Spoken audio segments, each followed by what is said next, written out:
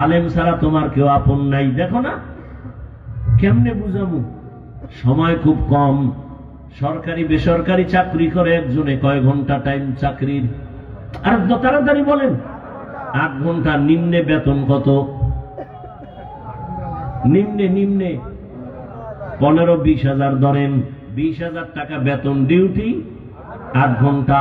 টেবিলের তলে আরো কত, আর মা খালারা মুক্তার দানা থুইয়া গেছে, ওটি খাইব বইয়া বইয়া, ঠিক নেই? হায় হায় হায়। এবার বলো, ইমাম সাহেব যে মসজিদে নামাজ পড়ায়, ডিউটি কয় ঘন্টা? কম। বেতন কত?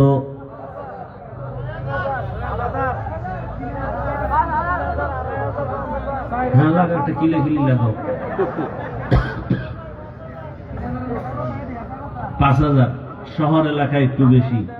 আচ্ছা বলেন তো, এর থেকে জুলুম দুনিয়াতে আর কোনটা আছে?